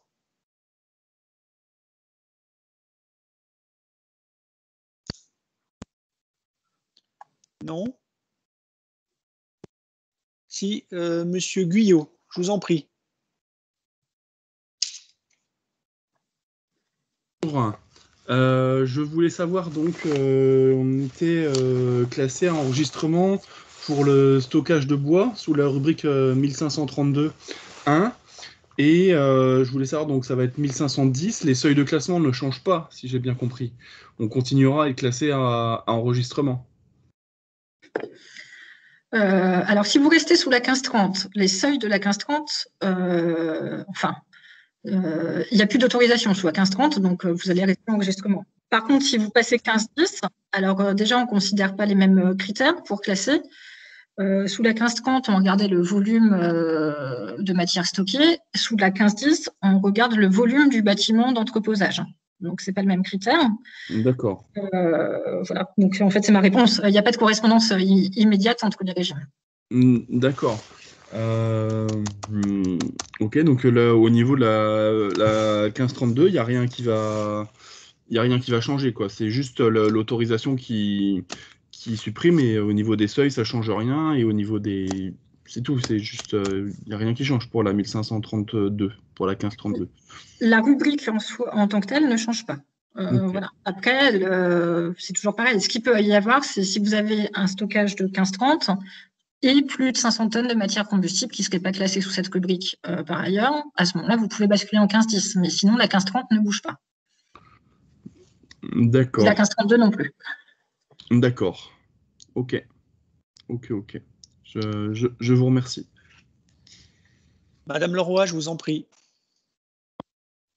Oui, je viens de voir que ma question n'avait pas eu de réponse sur l'écrit, c'est pour ça que je me permets d'intervenir. Oui, une question peut-être de néophyte. Un fût métallique qui contient un déchet inflammable, hein, puisqu'il est enrichi en hydrocarbures, donc un fût métallique de 200 litres est-il considéré comme un récipient mobile? Parce que sur le fût métallique, vous avez toujours un petit bouchon en plastique, quelquefois. C'est le robinet qui m'a interpellée. Là, il faut retourner voir, je ne l'ai pas en tête et puis je ne l'ai pas sur moi, l'arrêté ministériel donc, du 24 septembre 2020 sur les liquides inflammables en récipient mobile. Ça doit faire partie des définitions qui sont en début d'arrêté ministériel.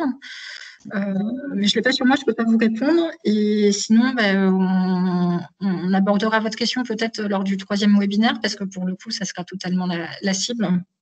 D'accord. Bon, donc j'attends avec impatience le 3e webinaire. Merci. Monsieur Godignon, je vous en prie. Oui, en fait, c'est l'intervenant d'avant qui m'a fait penser à la question.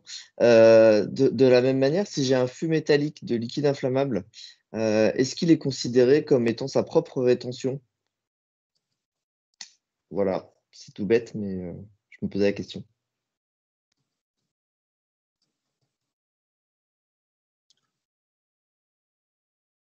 J'aurais tendance à dire non, là, comme ça. Je n'ai peut-être pas saisi bien la question. C'est juste que comme j'ai un fût en métal, si le métal est un combustible, par définition, en fait, il fait rétention. C'est plus ça. Sinon, je vais mettre un fût en métal dans un fût en métal. Du coup, ça double un peu. Enfin, voilà, je me posais la question, c'est tout bête, mais voilà. C'est pareil pour pareil pour les cuves métalliques. Enfin, jusqu'à maintenant, c'est pareil, il faudrait qu'on se raccroche au texte réglementaire, mais j'aurais tendance à répondre non à votre question. Mais pareil, je vais vous renvoyer vers le 3e webinaire. C'est des questions plus liquides inflammables, on va y noter. On répondra à ce moment-là. Ça me paraît être le mieux. Sauf si Anita, tu as une réponse dès maintenant. Mais... Oui, donc bonjour. Juste, j'étais en train de regarder justement le texte récipient mobile liquide inflammable.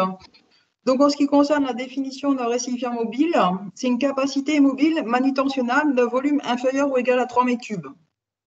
Donc, le fût de 200 litres, il rentre bien dans les récipients mobiles, pour la question de tout à l'heure.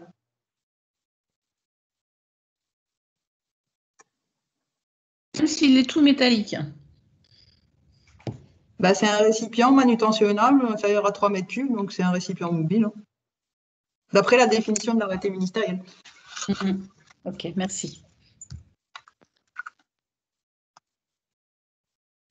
Monsieur Godignon, la réponse vous convient?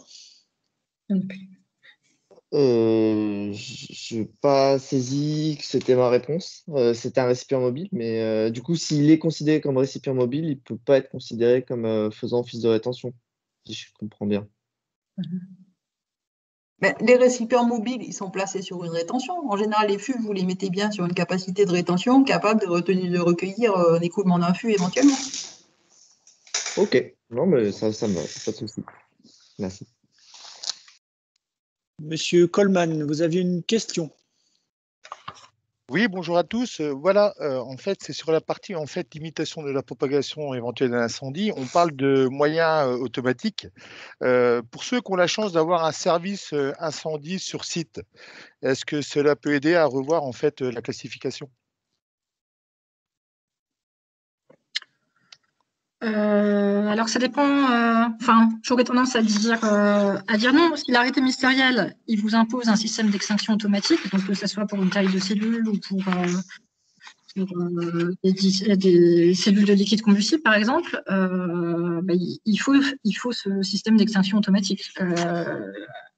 Une équipe d'intervention sur le site ne remplacera pas le système d'extinction automatique. Alors, je parle de plus, hein. En plus en fait de tout ce qui est préconisation et système existant.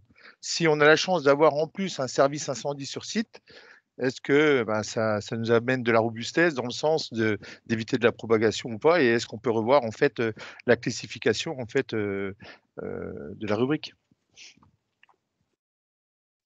La classification ICPE du coup? Oui, bien sûr.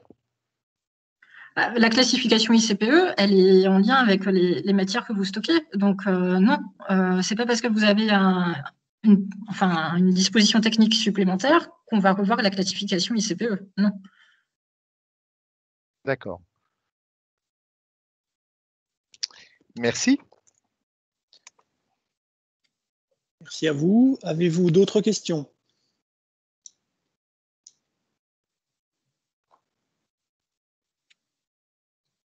Non. Si, Monsieur Bonan-Michel, je vous en prie. Oui, bonjour. Je parle là dans le cadre d'un site Céveso où on implante une nouvelle usine à proximité. Est-ce qu'on rentre au niveau des classifications au départ lors de la mise à place de cette nouvelle usine comme un élément entrant dans un site Céveso, ou comme on fait à part et on sépare les classements et on fait une demande spécifique juste pour la nouvelle usine? Bon, c'est un petit peu spécifique, hein. Peut-être qu'il va falloir discuter face à face. Anita, tu peux répondre, vu que c'est plus Céveso ou... Oui, alors ma question d'abord, c'est est-ce que c'est une extension? Alors, si j'ai bien compris, vous êtes un site Céveso et vous voulez faire une extension, c'est bien ça? Oui, mais une extension à une nouvelle usine sur une autre entité. Sur une autre entité, donc c'est un autre exploitant. Un autre exploitant. Donc c'est un dossier à part, il fait son propre dossier alors, s'il y en a deux exploitants différents. Mais chacun est considéré comme tiers au titre des études de danger après. D'accord. Ok. Et donc pour les stockages, moi je parle plutôt des stockages de mise en route des installations, hein. Si jamais par exemple ça met une année, il faut que je tienne en compte de l'installation existante, puisque je serai sur un site Céveso au départ, ou est-ce qu'on part tout de suite sur la nouvelle entité, le nouvel exploitant qui lui est peut-être pas au niveau Céveso? Et j'ai pas très bien compris. Donc c'est une nouvelle société qui va s'installer sur oui, qui demande à autorisation, donc qui fait une demande d'autorisation pour son installation. Oui. Et, mais il est sur un site au départ Céveso. Oui, ben après c'est dans l'étude de danger qu'on doit prendre en compte les effets dominos et tout ce qui peut découler de la proximité d'un site à autorisation et d'un site à Céveso. D'accord. Il faut l'intégrer et après au Céveso, il doit aussi l'intégrer s'il a un nouveau tiers à côté de chez lui, quoi. Ok. Et pour les phases intermédiaires, on va dire les temps intermédiaires, vous voyez, une installation, ça s'installe sur 1 an à peu près, hein, avant qu'elle rentre en production. Et dans ces phases-là, il y a quelque chose de particulier à déclarer ou Comment ça fonctionne dans les De phases? toute façon, vous pourrez que. D'abord, il y a le dossier d'autorisation, si c'est soumis à autorisation à déposer, il y a un délai Oui. d'instruction. Et à Oui. l'issue de délai d'instruction, vous pourrez commencer à construire après, une fois qu'il est autorisé. Mais pas avant. D'accord, d'accord. Oui, bien sûr. Après, une fois qu'on a ce dossier sur l'autorisation, après on a le permis de construire et ensuite uniquement on peut démarrer l'installation. On est d'accord. Oui, c'est ça. Bah, une fois que vous avez le permis de construire, vous pouvez commencer à construire. Et après, quand vous avez l'autorisation, vous pourrez démarrer l'utilisation, oui. Oui. Et dans l'arrêté d'autorisation, il y aura des prescriptions spécifiques à l'installation qui va être installée. Ok. Dans toutes les phases. Bah, c'est ce qui doit être déjà présenté dans le dossier qui sera soumis à autorisation entre les différentes phases transitoires, la construction, s'il y a des mesures particulières, et après le fonctionnement. Oui. Okay. Et pour le stockage aussi, le stockage de matière. Bah oui, il doit être pris en compte aussi dans l'étude de danger, dans l'étude d'impact, oui. Oui, ok. D'accord. Je vous remercie. Y a-t-il d'autres questions? Allez-y, c'est le moment. Alors, Madame Pascual, je vous en prie. On ne vous entend pas, donc il faut activer votre micro. Oui, bonjour. Je voulais savoir pour un site qui est historiquement classé au titre de la rubrique 1510, si nous souhaitons ajouter un stockage, par exemple, de papier supérieur à 1000 m3 qui devrait être classé normalement sous la rubrique 1530, est-ce que pour le coup, maintenant, on peut considérer qu'on peut l'ajouter sans faire aucune modification puisque nous restons classés au titre de la rubrique 1510? Est-ce qu'il faut quand même le porter à la connaissance de l'administration? Et est-ce qu'il y aurait quelle est la réglementation qui serait applicable dans ce cas-là? C'est une modification apportée à la connaissance effectivement du préfet. Voilà. Après, sur qu'est-ce qui est applicable au stockage papier, si j'ai bien suivi, le stockage papier, il sera classé 1510, il est assez proche du reste classé 1510, donc ça sera les prescriptions de l'arrêté ministériel 1510. D'accord. Et quand nous sommes dans le cadre d'un site qui serait classé, par exemple, avant 2003, où l'arrêté ministériel du 11 avril, finalement, le site aurait une antériorité sur les prescriptions constructives, est-ce que cette antériorité serait remise en cause ou pas? Le nouveau stockage de papier, ça dépend si on considère que la modification elle est notable, substantielle, et en fonction, soit on la considère comme une installation nouvelle, soit on la considère comme une installation existante. C'est qu'en fait, c'est c'est un nouveau stockage, mais par contre, il reste classé au titre de la rubrique 1510. Il n'y a pas de changement de classement du site, finalement. Oui, alors après, il faut regarder dans l'article 2 d'arrêté ministériel si vous correspondez bien, ou si vous ne correspondez pas justement à ce qui est défini comme extension et modification substantielle. Il faut regarder au niveau de cet article. Mais c'est possible que vous soyez considéré comme installation existante. Parce que, en fait, c'est ça, c'est qu'il y a un nouveau stockage. Par contre, ce stockage, vu que maintenant il est classé au titre de la rubrique 1510, on ne modifie pas le classement, donc on peut considérer qu'il n'y a pas de modification en fait. Et donc du coup, ça a un impact quand même important, parce qu'à ce moment-là, on n'a pas besoin de revenir sur les dispositions constructives. Et si on est considéré comme une installation nouvelle, faut remettre tout le site en conformité avec les nouvelles dispositions. Enfin, on parle du désenfumage, des rétentions, enfin, il y a quand même pas mal de points, quoi. Du coup, je vous invite, si vous voulez, on peut rééchanger par mail, mais il faut relire l'article 2 pour voir ce qui rentre comme installation nouvelle.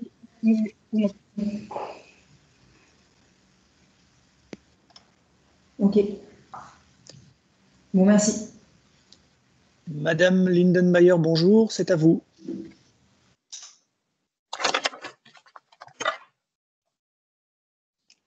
faut ouvrir votre micro. Bonjour, sur le site, j'ai un bâtiment de stockage de coque de pétrole brut et à moins de 40 mètres, j'ai un autre bâtiment qui renferme un groupe électrogène avec une petite cuve de gasoil pour alimenter le groupe électrogène. Donc la question, c'était de savoir comment considérer le groupe électrogène avec sa petite cuve d'alimentation.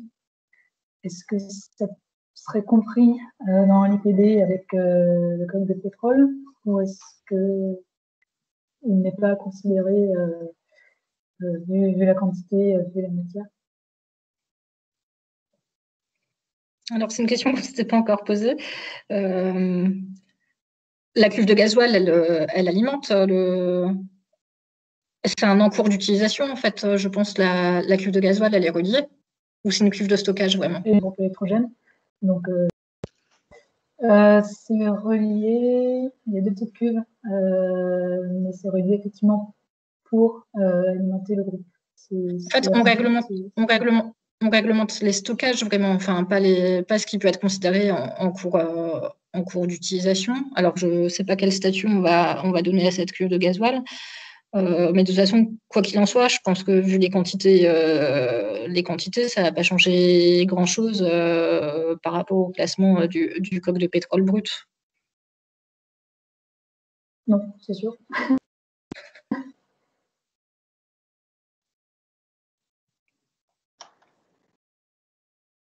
C'est bon pour vous, Madame Lindenmayer? Pas vraiment. Mais du coup, si c'est à préciser. D'accord. Donc, il y a une précision à apporter sur votre question. Alors, j'invite Madame Dingler à poser sa question. Oui, bonjour, Céline Dingler, Corteva. En fait, on a un stockage en fait fermé, couvert de 15-10 qui était inférieur aux 5000 mètres carrés. À côté, on a un stockage couvert ouvert, donc qui avant n'était pas compris dans la réglementation, qui maintenant, si j'ai bien compris, en fait partie. Faut que je vérifie, mais si maintenant ce stockage couvert ouvert en fait est à moins de 40 mètres de mon stockage couvert fermé, si j'ai bien compris, il va faire partie de la même IPD et du coup, pour prendre le volume de l'IPD total, il va falloir que je somme le couvert fermé et le couvert ouvert, c'est ça? Oui, alors là, vous avez deux IPD. Donc, la première IPD, c'est le stockage fermé couvert et la deuxième, c'est le stockage couvert ouvert. Donc, vous avez deux IPD qui sont reliées par une distance de moins de 40 mètres. Donc, elles sont dans le même groupe. Et donc, du coup, en étant dans le même groupe, effectivement, on va regarder s'il y a plus de 500 tonnes de matière combustible. Si ça ne répond pas à une unique rubrique et si ce n'est pas frigorifique. Et à ce moment-là, on va regarder le volume d'entreposage global pour classer sous la 15-10. Ok. Donc, des deux bâtiments. On sommera bien, du coup, pour le groupe, je sommerai bien les deux volumes des deux IPD, quoi. Oui. Et du coup, là, on peut basculer de par l'addition de volume, on peut basculer, si on est au-dessus de 500 tonnes, on peut basculer de catégorie de classement, quoi. Tout à fait. Et à ce moment-là, ça sera, donc si vous avez déjà une ICPE, donc vous rentrerez dans l'arrêté ministériel comme installation existante au titre ICPE, mais nouvellement soumise à la rubrique 15-10, donc avec certaines prescriptions qui sont applicables et d'autres non, et des délais d'application. Ok, merci.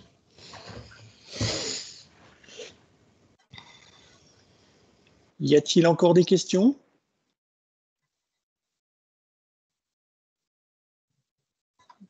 De nouveau, Madame Dingler?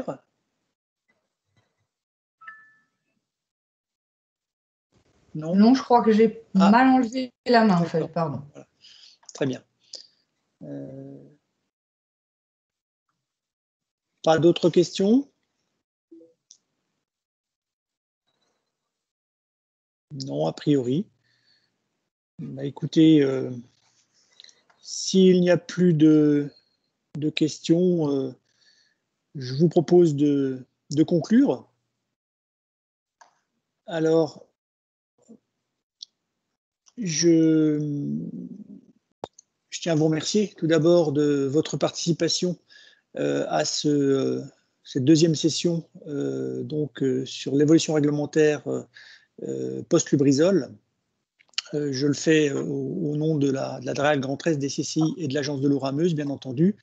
Cette seconde session fut riche en échanges. Alors, on a bien compris qu'il y avait un certain nombre de questions qui n'étaient pas encore pourvues de réponses, mais tout ceci devrait se régler dans les prochains temps.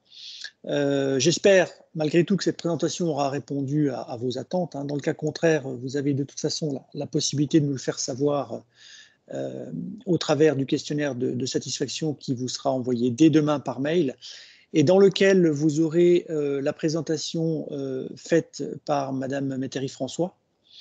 Le lien vers le replay vous sera également transmis dans un second temps et vraisemblablement dans tous les cas dans l'invitation au 3e rendez-vous. Donc cette dernière conférence est programmée le 9 juin prochain et portera sur les liquides inflammables. Une invitation vous sera bien entendu envoyée en temps utile pour vous permettre de vous y inscrire si ce n'est déjà fait. Bon, dans cette attente, moi je vous souhaite à toutes et tous une excellente journée et je vous dis à très bientôt. J'invite mes collègues de l'ADREAL à rester connectés pour qu'on fasse un petit débriefing post-webinaire. Voilà, je vous souhaite une très bonne journée à tous et je vous dis au revoir. Merci beaucoup. Merci. Au revoir.